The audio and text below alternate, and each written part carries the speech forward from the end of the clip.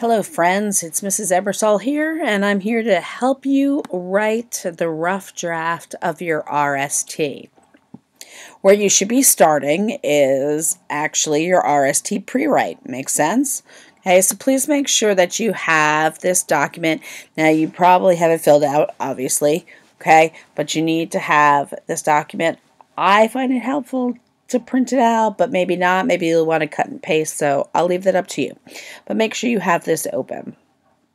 So if we go back to the assignment, right, you're in the middle of watching this video. It says unavailable there. Don't worry about it, but you watch the video. Okay, you'll also want to have your rubric out. This tells you the exact requirements for your RST. You don't want to forget about this document. Now, I'll be going through kind of the requirements as I show you how to write it, okay? But it is your job to make sure you have this out and you know what needs to be in your RST. Yes? Okay. So what I'm going to do is I'm going to take you through a sample RST and kind of talk about the things that you have to have in it to make sure that when you're writing, you include all of the requirements, okay? So here, ignore this, we'll go to the top, writing your RST rough draft. So here is the sample, okay? Please make sure that you have the correct heading, right? My name, your period number, and the date that you wrote the RST rough draft. Now, let's talk about the different parts.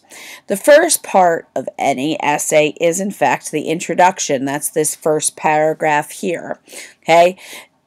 The beginning needs to have what's called a hook or an attention getter, okay? And you have lots of possibilities for that hook.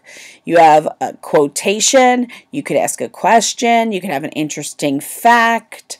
This one happens to have a quotation from Herodotus, who was a Greek historian. Okay, Herodotus once said, "For anyone who sees Egypt without having heard a word about it must perceive, if he only has common powers of observation, that the Egypt to which the Greeks go in their ships is an acquired country, the gift of the Nile." Okay, and so then there's a little statement here that kind of explains that quotation. Okay, you can't just like throw a quotation in there and not explain it. You got to have a little bit of explanation, but you want something to draw your readers in. So please, first thing you need to have in your introduction is some sort of hook or attention getter. Fantastic.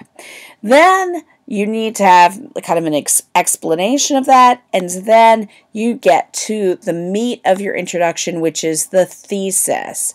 As we've discussed on numerous occasions, the thesis cannot have I in it. It must restate the question. In this case, how did the Nile shape ancient Egypt? And then you have to have 3 reasons in order that you're going to discuss them in the essay. So in this one, the Nile shaped ancient Egypt by influencing its religion, determining the daily lives of those who lived in it, and giving a source of fertile land and water. So when I read this essay, the first paragraph better be about religion. The second one better be about daily lives. And the third one better be about fertile land and water. Yes? Okay, this also should be the last sentence of your paragraph, and it should be only one sentence. The last thing I want to point out is it needs to have something called parallel construction. What does that mean? Well, do you notice how all the words of the 3 different reasons match? Influencing, determining, and giving. Okay, now you don't have to do it that way in terms of having the verbs match, but you have to make sure everything you list is the same. If it's a noun, then you have 3 nouns. If it's these verbs, then you have 3 verbs. Make sure that your 3 reasons match in their construction. Okay, so that rounds up the introduction. That's what you got to have. Okay, make sure you have that hook. You explain the hook, then you've got your thesis. So for each of the body paragraphs, and there will be 3, one for each of your reasons, okay, you must begin with a transition. In this case, it's firstly, right? Secondly, thirdly, to begin, comma, whatever. But make sure also you remember that comma right there after your transition. Then the next part of that sentence should be your topic sentence. This topic sentence should mirror what is in the thesis and states what is going to be discussed in that paragraph. So, firstly, the Nile helped shape Egypt's view of religion and the afterlife. Well, let's go back to the thesis.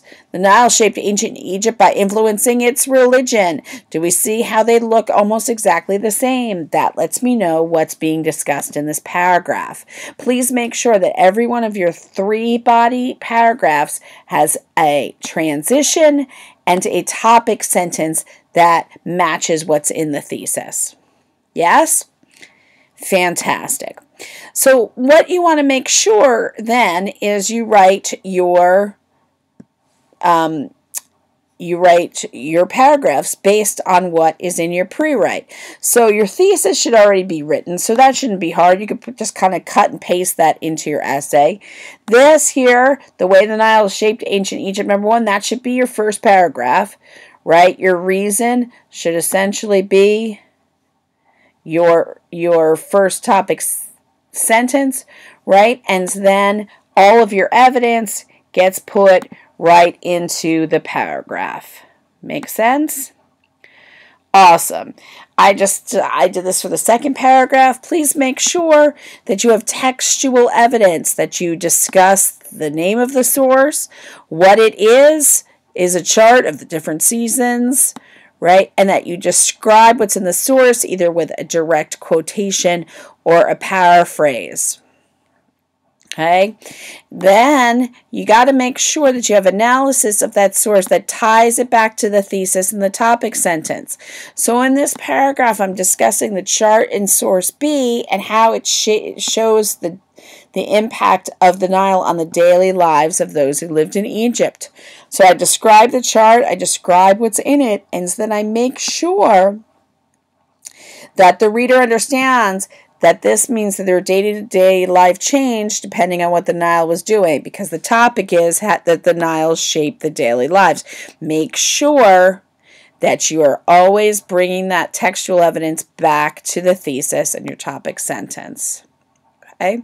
So you have one body paragraph, 2 body paragraphs, 3 body paragraphs that match your 3 reasons in your pre-write. Yes?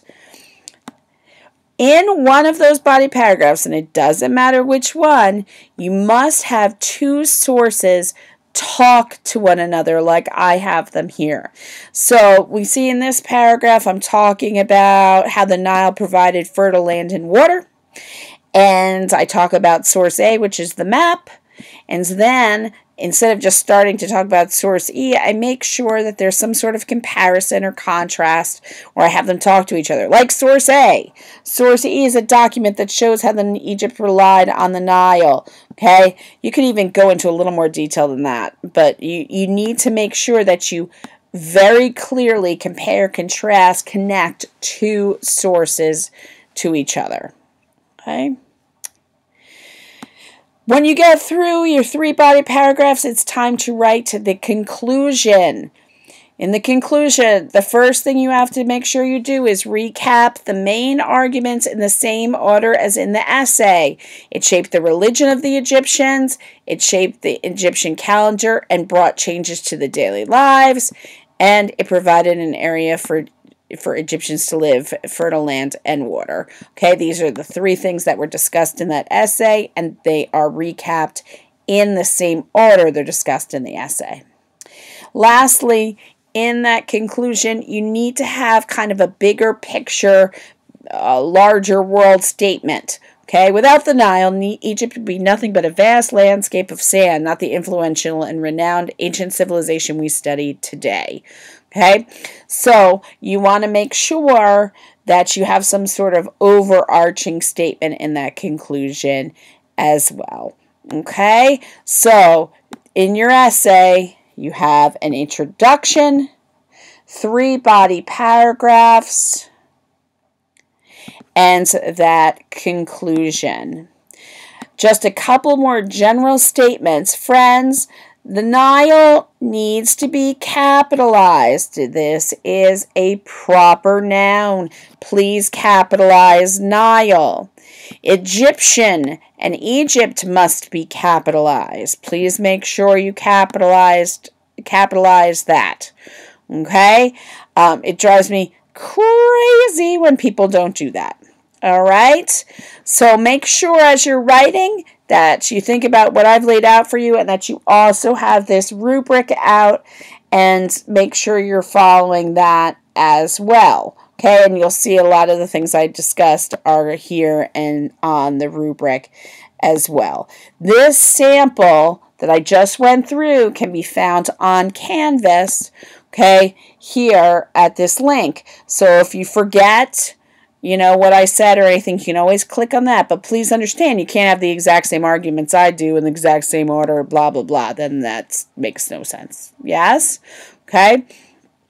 I think that's about it. I am more than happy to discuss this with you in person if you have any questions or additional information or issues that you need. Okay? I will talk to you soon. Bye.